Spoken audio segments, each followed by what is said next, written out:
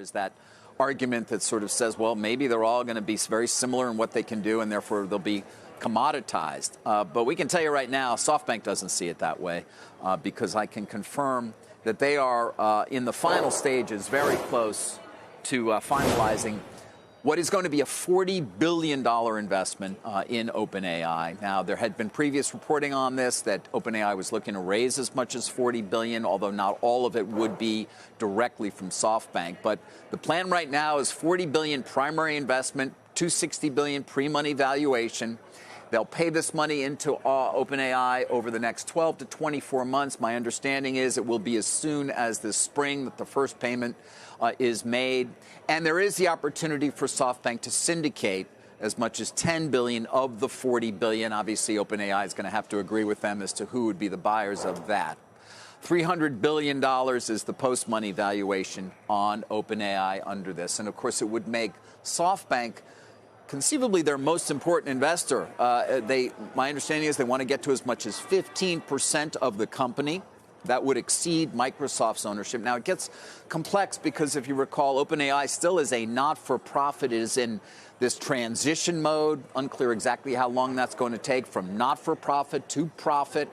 And so your cap tables, as you say, are kind of all over the place. You were capped in terms of how much profit you could have under the previous administration. There's sort of a waterfall. It gets kind of complicated. What's not complicated is the idea that that man there to the right of Sam Altman, who's at the podium, Masa, he wants in here in a big way, guys. And this is clearly going to be one of the key investments that SoftBank makes. Some will question, well, where's the money going to come from? Are they going to have to sell some ARM? Or are they going to have to sell perhaps some of the $18 billion or so that they own in T-Mobile still? Although my understanding is they also have a balance sheet that does allow them to take on more debt. And, debt in Japan is pretty cheap.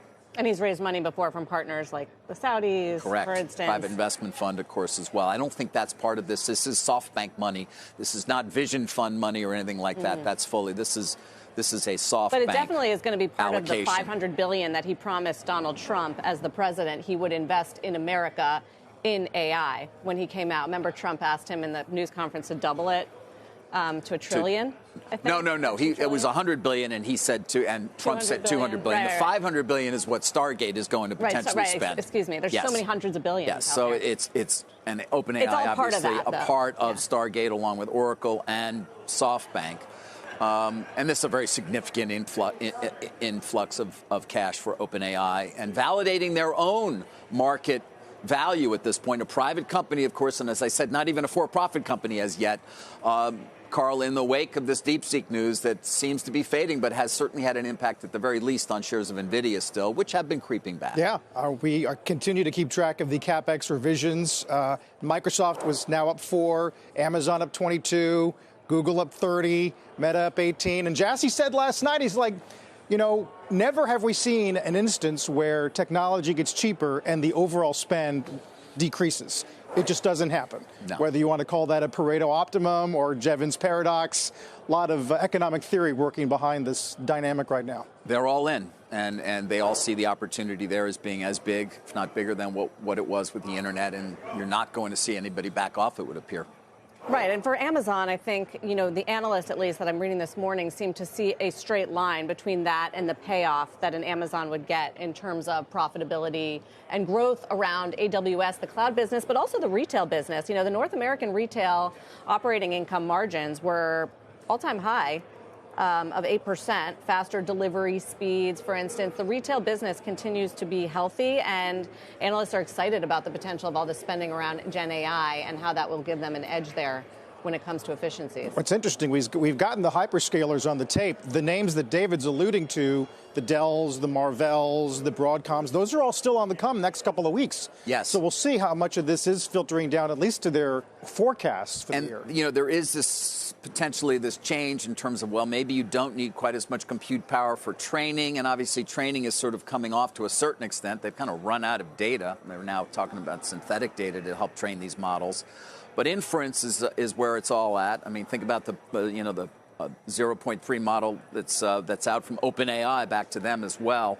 And what you're going to need in terms of compute power for that seems to be unaffected. Take a listen to Jassy on the call last night where he was talking about sort of some of the assumptions that have been made over the last couple of weeks after DeepSeek.